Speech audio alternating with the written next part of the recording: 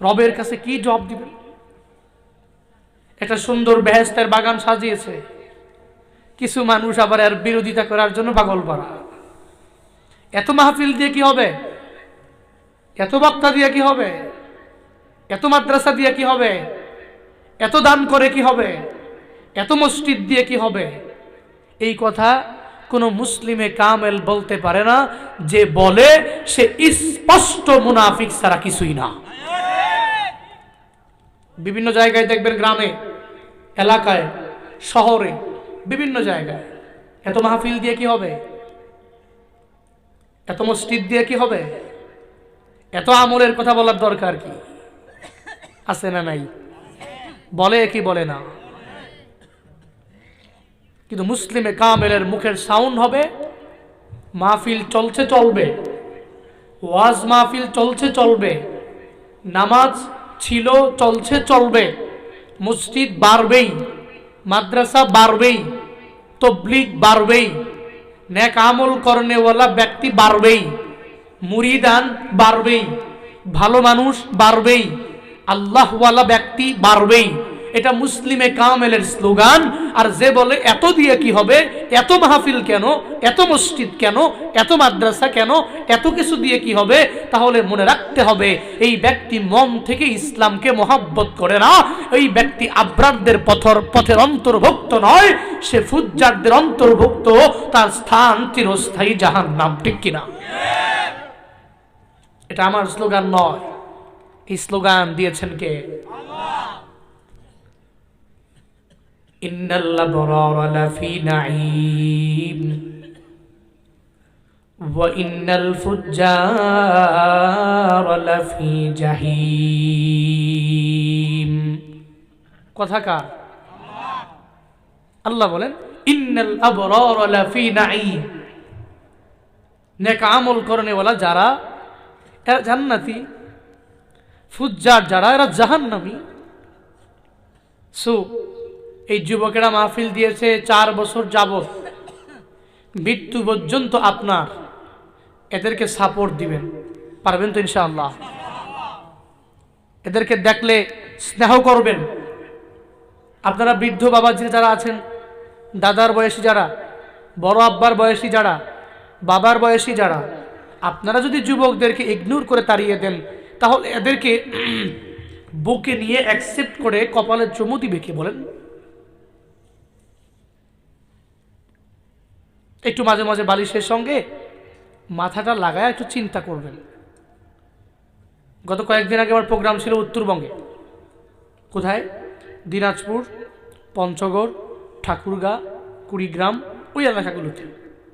রংপুরে স্টে করে প্রোগ্রামগুলো করছিলাম। রংপুরে থেকে সবগুলো প্রোগ্রাম ওখান থেকে আঞ্জাম দিলাম। একদিন রংপুর থেকে বের হয়ে প্রোগ্রামে যাব দিনাজপুর। কিপুর? কিপুর? কথা বুঝতেছেন নাকি? এটাতে আসলে ক্লিয়ার, এটাতে আসলে আবার কোন সাউন্ড আমি আগামাতাই পাচ্ছি না। দিনাজপুর, কিপুর, দিনাজপুর, ওখানে প্রোগ্রামে যাব। প্রতিমধ্যে যাওয়ার পথে রাস্তার পাশে দেখি বিশাল এক প্যান্ডেল। বিশাল এক প্যান্ডেল বলতে আমরা কি বুঝি? শীতকালীন এই মৌসুমে বিশাল এক প্যান্ডেল মানেই হলো এখানে একটা বেহেশতের বাগান হবে। হয়তো কালকে মাহফিল, না হয় পরের দিন, না হয় পরের দিন মাহফিল হবে, এটা সুনিশ্চিত ব্যাপার। যাব, প্রোগ্রামে চলে গেলাম। দিনাজপুর প্রোগ্রাম শেষ করেই যখন রিটার্ন ব্যাক করব, যাওয়ার পথে শুনি ওই জায়গায় বেহেশতের বাগান তো দূরের কথা, ওখানে এত 3-4টা বড় বড় বক্স টক্স লাগায়া, বিশ্রী গান লাগায়া, যুবকও নাচে, যুবতীও নাচে, বেড়াও নাচে, বেড়িও নাচে, বুড়াও নাচে, বুড়িও নাচে, সবাই সমানে নাচতেছে। আমার ধারণাই পাল্টে গেল। কি রে, যাওয়ার সময় ভাবলাম এখানে মনে হয় বেহেশতের বাগানটা কেমন হবে, কিন্তু এখন দেখে যে জাহান্নামের এক আখড়া বানায় ফেলছে। ভাবলাম দিনাজপুরে আমি যে প্রোগ্রামে গেলাম, ওখানে আয়োজন করেছে যুবকরা, ওরা আমাকে রিসিভ করে কি সুন্দর একটি বেহেশতের বাগান সাজিয়েছে। আর এরাও কিন্তু যুবক, এক জেলার মধ্যেই 2 এলাকা, এক এলাকার মধ্যে যুবক তার টাকা পয়সা ব্যয় করছে হালাল ওয়েতে, আরেক জায়গায় যুবকেরা তার টাকা পয়সা ব্যয় করছে হারাম ওয়েতে। দুইটা কি সমান? সমান নাকি? দুই দলের প্রতিদান কি সমান? দুই দলের পুরস্কার কি সমান? দুই দলের জাযা কি সমান? বলেন বলেন, সমান? এক যুবকেরা আবরার দের অন্তর্ভুক্ত, আরেক যুবকেরা ফুজ্জারদের অন্তর্ভুক্ত। একজনের পথ জান্নাতের পথ, আরেকজনের পথ জাহান্নামের পথ। একজনের ফারিকুন ফিল জান্নাহ, আরেকজনের ফারিকুন ফিস সাঈদ। একজনের সিরাতাল মুস্তাকিম, সহজ সরল সঠিক পথ, আরেকজনের পথটা সিরাতাল মুস্তাকিম নয়। সমান নাকি? সমান নয়। তখন ভাবলাম যুবকরা চাইলেই সব পারে। ওখানে দিছে মাহফিল, এখানে দিছে গানের প্যান্ডেল। আপনাদের এই যুবকদের জন্য একটু দোয়া করা দরকার আছে না? আল্লাহ কামারখন্দের রসুলপুরের এই যুবকদেরকে দ্বীনের জন্য, ইসলামের জন্য মৃত্যু পর্যন্ত কবুল করুক। সকলে পড়ি আমিন। আরো জোরে পড়ি আমিন। আমরা এখানে আসতে পারি নাই, আমাদেরকে এনেছেন কে? সবাই বলেন আল্লাহ। আমরা আসতে পারি নাই, আমাদের আসার মতো কোনো অ্যাবিলিটি নাই, পাওয়ার নাই, ক্ষমতা নাই। আমাদেরকে একজন দেন, তিনি কে? কারণ মাখলুক কিছুই করতে পারে না আল্লাহ ছাড়া। আল্লাহ সব কিছু করতে পারে মাখলুক ছাড়া। বিশ্ব ইজতেমা মানুষগুলো যাচ্ছে যাচ্ছে যাচ্ছে, ওই জায়গায়ও এই বয়ান খুব সুন্দর করে হবে। মাখলুক কিছুই করতে পারে না আল্লাহ ছাড়া, আল্লাহ সব কিছু করতে পারে মাখলুক ছাড়া। কারণ মাখলুক তো মাখলুকই, ঠিক কিনা? শুধু সৃষ্ট, তার সৃষ্টিকর্তা যিনি, তার সৃষ্টিকর্তার নির্দেশনা অনুযায়ী মাখলুকটা চলবে। মাখলুক নিজের মতো করে চলতে পারে না, কারণ হলো মাখলুকের হাতে কোনো পাওয়ার নাই। মাখলুক নিজের মতো করে চলতে পারে না, কারণ মাখলুকের হাতে চলার মতো অ্যাবিলিটি নাই। মাখলুক নিজে খাইতে পারে না, কারণ মাখলুকের খাওয়ার মতো যোগ্যতা নাই। মাখলুক নিজের মতো করে হাঁটতে পারে না, কারণ হাঁটার মতো শক্তি মাখলুকের মাঝে নাই। মাখলুক নিজের মতো করে ঘুমাইতে পারে না, কারণ ঘুমানোর মতো যোগ্যতা মাখলুকের মাঝে নাই। মাখলুক ঘুম থেকে জাগ্রত হতে পারে না, কারণ মাখলুকের হাতে বাঁচা মরণ এর দুইটার একটাও কোনো গ্যারান্টি নাই। বরং আল্লাহ যদি তৌফিক দেয়, আল্লাহ যদি শক্তি দেয়, আল্লাহ যদি ক্ষমতা দেয়, আল্লাহ যদি পাওয়ার দেয়, তাহলেই মাখলুকের ক্ষমতা আছে, তাহলেই তার অ্যাবিলিটি আছে, তাহলেই তার পাওয়ার আছে, তাহলেই তার তৌফিক আছে। নচেত বান্দার কাছে কোনো তৌফিক নাই। ওমা তৌফিকি ইল্লা বিল্লাহ। এর মানে কি? আমার কোনো তৌফিক নাই ইল্লা বিল্লাহ। তবে হ্যাঁ, তখনই আছে যখন আল্লাহ আমাকে তৌফিক দিবে। পড়েন না সুবহানাল্লাহ? আরো জোরে পড়েন। এজন্য যে মালিক আমাদেরকে আসার তৌফিক দিলেন, ওই রবের প্রশংসা একবার করে করি, চিল্লায়া পড়ি আলহামদুলিল্লাহ। আপনারা মানুষ অনেক স্বল্প, একটু জোরে বলা যায় না? পড়েন না আলহামদুলিল্লাহ। গুনাহ হয়েছে নাকি? গুনাহটোনা হবে নাকি? রাহমাতুল লিল আলামিন জানায়া দেয়, আমার যে উম্মতেরা জবান দিয়া বের করবে একবার পড়বে সুবহানাল্লাহ, একবার যে উম্মতেরা জবান দিয়া বের করে দিবে আলহামদুলিল্লাহ, একবার যেই মানুষেরা জবান দিয়া বের করে দিবে মাওলার বরত্ব আল্লাহু আকবার, কি ফায়দা হবে? রাহমাতুল লিল আলামিন জানা দেয়, আসমান থেকে জমিন পর্যন্ত খালি জায়গার বান্দা, কোনো অভাব নাই। এই খালি জায়গাগুলো কোন ধনী এক আল্লাহর বান্দা যদি মনে করে এই খালি জায়গাগুলোতেই আমি পিওর গোল্ড খাঁটি স্বর্ণ দিয়া ভরাট করে দিলাম, আর এই খালি জায়গাগুলোতে পিওর গোল্ড দিয়া ভরাট করে আমার মাওলার রাস্তার মধ্যে আমি দিয়া দিলাম, ফি সাবিলিল্লাহ দিয়া দিলাম, আমি আল্লাহর রাস্তার মধ্যে দান করে দিয়া দিলাম। বলে ওই ধনী বান্দা যদি দান করে দেয়, ওই ধনী বান্দার আমল নামার মধ্যে যেই সওয়াব জড়ো হবে, বলে একবার সুবহানাল্লাহ বলনেওয়ালা বান্দার আমল নামায়, একবার আলহামদুলিল্লাহ বলনেওয়ালার আমল নামায়, একবার আল্লাহু আকবার বলনেওয়ালার আমল নামায় তার সমপরিমাণ সওয়াব আল্লাহ দিয়া দিবে। মদিনাওয়ালা নবী জানায়া দেন, শুধু কি তাই? বলে না না, মদিনাওয়ালা নবী বলেন, যদি আমার কোন উম্মতেরা জবান দিয়া বের করে দেয়, একবার যদি সুবহানাল্লাহর আওয়াজ দিয়া দেয়, একবার যদি আলহামদুলিল্লাহ পড়েন, যদি একবার আল্লাহু আকবারের সাউন্ড দেয়, কি ফায়দা হবে? আল্লাহ মায়া করে ওই বলনেওয়ালার জন্য জান্নাতের মধ্যে এমন একটা বৃক্ষ বান্দার জন্য রোপণ করবে। বলে আরবের দ্রুতগামী ঘোড়া, ওই ঘোড়া কি বান্দা আস্তে দৌড়ায় নাকি জোরে দৌড়ায়? আমগমত দৌড়ায় না, না, আরো আরো আরো অনেক স্পিডে ঘোড়া দৌড়ায়। এত স্পিডে দৌড়ানেওয়ালা ওই ঘোড়া বলে মদিনাওয়ালা নবীর জামানার মধ্যে ওই ঘোড়ার চেয়ে বেশি দৌড়ানেওয়ালা আর কোনটাও নাই।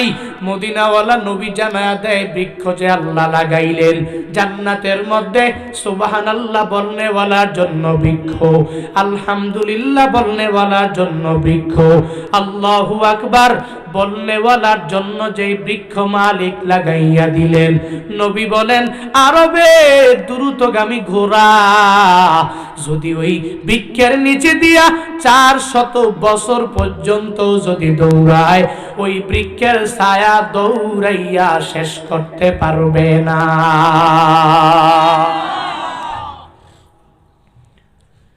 কার জন্য ওই বৃক্ষ? যে বলবে বলনেওয়ালার জন্য। ওই বৃক্ষ কি আপনাদের সিরাজগঞ্জ শহরে আছে নাকি? ঢাকা রাজধানীতে আছে মনে হয়, ইউরোপ কান্ট্রিতে আছে। ঘোড়া তার ছায়ার নিচে 400 বছর পর্যন্ত দৌড়াইতেছে, এরপরেও দৌড়াইয়া তার ছায়াটা সে শেষ করতেই পারে না। সুবহানাল্লাহ পড়বেন না? ওই বৃক্ষ পাবে কারা? সুবহানাল্লাহ পড়বে যারা। বৃক্ষ পাবে কারা? আলহামদুলিল্লাহ পড়বে যারা। বৃক্ষ পাবে কারা? আল্লাহু আকবার পড়বে যারা। এজন্য এগুলো বারবার বক্তা সাহেব বলা লাগে না, বলেন বলেন বলেন, নিজেদের পক্ষ থেকেই বলবেন। প্রতিদান কি বক্তা নিয়ে যাবে? পুরস্কার শুধু বক্তাই পাবে? আপনি পাবেন না? অবশ্যই পাবেন। এজন্য পড়েন না সুবহানাল্লাহ, আরো জোরে পড়েন না আলহামদুলিল্লাহ, আরো জোরে একবার করে পড়ি আল্লাহু আকবার। সুবহানাল্লাহ আলহামদুলিল্লাহ লা ইলাহা ইল্লাল্লাহ সুবহানাল্লাহ আলহামদুলিল্লাহ লা ইলাহা ইল্লাল্লাহ।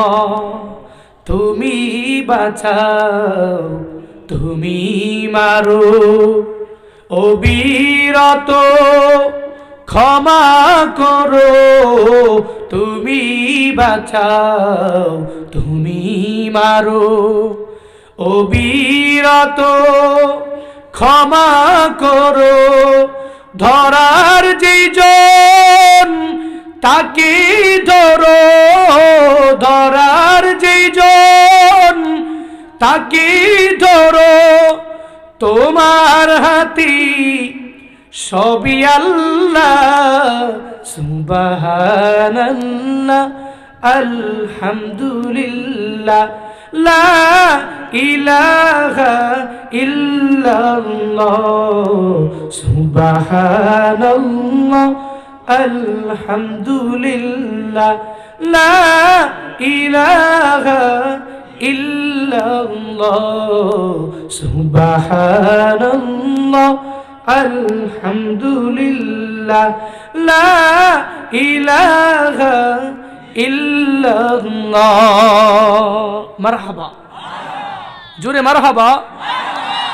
আমরা যে কোনো সময় ফ্রি টাইম সুবহানাল্লাহ পড়ব, আলহামদুলিল্লাহ পড়ব, আল্লাহু আকবার এগুলো পড়ব, তাহলে আমাদের প্রতিদানও আমরা পাবো এবং আল্লাহর কাছেও দামি হব।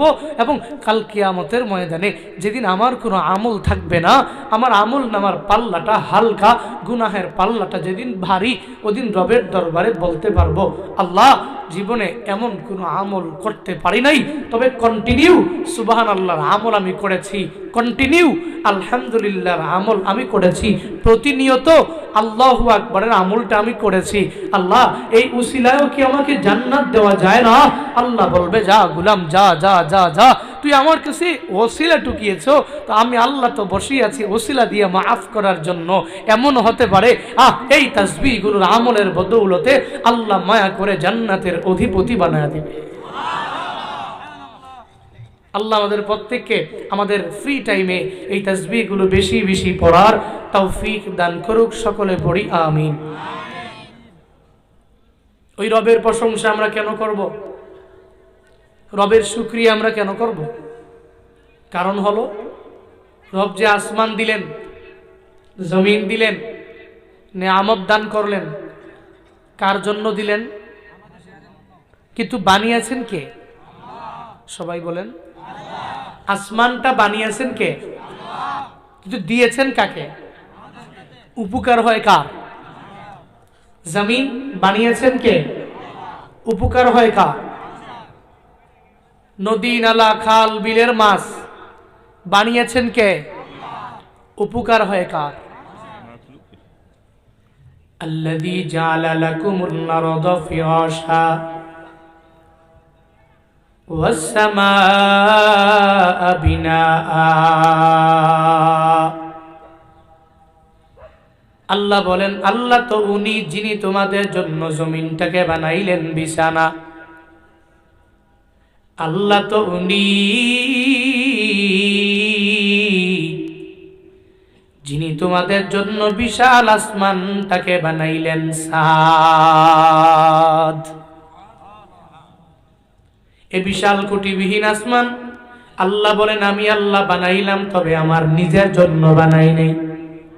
আল্লাহ বলেন নাই ফর মি, আল্লাহ বলেন ফর ইউ, আল্লাহ বলেন নাই লি, আল্লাহ বলেন লাকুম, আল্লাহ বলেন নাই আমার জন্য, আল্লাহ বলেন বান্দা তোমাদের জন্য। আল্লাহ যদি নিজের জন্য আসমান বানাইতেন, আল্লাহ যদি জমিনটা নিজের জন্য বানাইতেন, আল্লাহ তখনই বলতেন আল্লাযী জাআলা লিয়াল আরদা ফিরাশা ওয়াস সামাআ বিনাআ। আল্লাহ যদি নিজের জন্য বানাইতেন, আল্লাহ বলতেন আমি আল্লাহ নিজের জন্য জমিনটা বানাইলাম, আমি আল্লাহ আসমানটা নিজের জন্যই পূর্ণাঙ্গ বানাইলাম।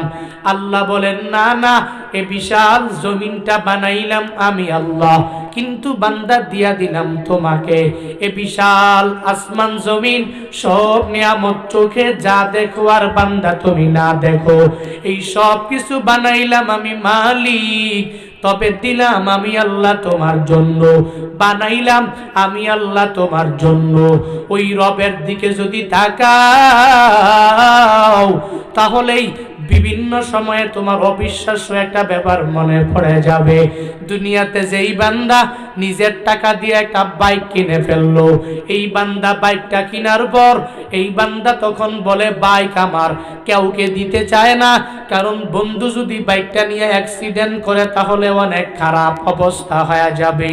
আল্লাহর ওই বান্দা নিজের টাকা দিয়া কিনা আরেকজনের দিতে চায় না। যেই বান্দা দুনিয়াতে দামি বাড়ি করে ফেললো, আল্লাহর এই বান্দা টাকা দিয়া দামি বাড়ি যখন বানায় ফেললো, তখন কাউকে তার এই বাড়ি কারো কাছে হ্যান্ড ওভার করে দিতে চায় না। যেই বান্দা গাড়ি একটা কিনে ফেললো, কারো কাছে তার চাবি হ্যান্ড ওভার করে দিতে চাইবে না, কারণ এই বান্দা তখন বলবে এই বাড়ি আমার, এই গাড়ি আমার, এই সব কিছু হলো আমার, আমি আমার নিজের টাকা দিয়া কিনলাম। শুধু কি তাই? বলে না না, বান্দা নিজের ঘরের মধ্যে বান্দা যায় দেখবা, ঘরের মধ্যে কাজিন থাকে, চাচাতো ভাই বোনেরা থাকে কি থাকে না? একজনে আর একজনে কথা বলে না কেন? বলে কারণ হলো একজনের বাবা যখন মজা কিনে আনে, তখন আর একজন আইসা বলে বোন তুমি আমারে দেও না। হাতটা যখন পাতে পাবে তখন একটা ছোট্ট বাচ্চা আর একটা বাচ্চারে দেয় না, যদিও তার চাচাতো বোন সারাদিন একসাথে খেলা করার পরেও তার মজা দিতে চায় না। সে এটাই বুঝাতে চায় আমার বাবার টাকা দিয়ে আমি মজা কিনলাম, আমি তোমারে কেন দিব? এটা আমার, এটা আমি নিজে একাই ভক্ষণ করব, এটা আমার, এটা আমি নিজেই খাবো, তোমার কাছে আমি দিতে পারি না। কশিনকালে দিব না, দুইজনে ঝগড়ার মধ্যে লিপ্ত হয়ে গেল। দুনিয়াতে কোনো বান্দা নিজের কোনো মাল অন্যরে দিতে চায় না। আল্লাহ বলেন রে গোলাম, আমি আল্লাহ মায়া করে তোর জন্য বিশাল আসমানটা নিজেই বানাইলাম, তবে আমি আল্লাহ তোর উপকারের জন্যই তো আসমানটা বানাইলাম। এ বিশাল জমিন আমি আল্লাহ নিজেই বানাইলাম রে বান্দা, তবে আমি আল্লাহ তোর জন্যই তো বানাইলাম। এই যে পুকুরের মধ্যে, নদী নালা খালের মধ্যে যত ধরনের আইটেমের মাছ তুমি বান্দা দেখতে পাও, দুনিয়ার কোন বান্দা, দুনিয়ার কোন বিজ্ঞানীরা এই কোন একটা মাছ কশিনকালেও তারা পুঙ্খানু বানাইতে পারবে না। যদিও বানায় এই প্রাকৃতিক মাছের মতো স্বাদ খুঁজে পাওয়া যাবে না। আল্লাহ মায়া করে বান্দার জন্য মাছটাও বানাইলেন, দিলেন বান্দাকে। আল্লাহ বলেন রে গোলাম, আমি আল্লাহ আসমান বানাইলাম তোমাকেই দিয়া দিলাম, জমিন বানাইলাম তোমাকেই বান্দা দিয়া দিলাম। এই সব নিয়ামত গুলো আমি আল্লাহ নিজেই বানাইলাম, সব আমি তোমাকেই দিয়া দিলাম। এরপরেও কি তুমি আমি রবের সাথে অস্বীকার করে নিজেকে কাফিরিন বান্দাদের অন্তর্ভুক্ত করে ফেলবা? বলে আল্লাহর দেওয়া আসমান আমি পেয়ে গেলাম, হুজুর এখন আমার কি কাজ করা লাগবে? আল্লাহর দেওয়া জমিনটা পেয়ে গেলাম, হুজুর এখন আমার কি কাজ করা লাগবে? বলে কাইফা তাকফুরুনা বিল্লাহ কুনতুম আমওয়াতা ফাআহইয়াকুম সুম্মা ইউমীতুকুম সুম্মা ইউহয়ীকুম সুম্মা ইলাইহি তুরজাউন। আল্লাহ বলেন রে গোলাম, কাইফা তাকফুরুনা বিল্লাহ, তুই কিভাবে আমি রবের সাথে অস্বীকার করে তুই কিভাবে কাফের হয়ে যাও? তুই কিভাবে আমি নিয়ামত পাওয়ার পরে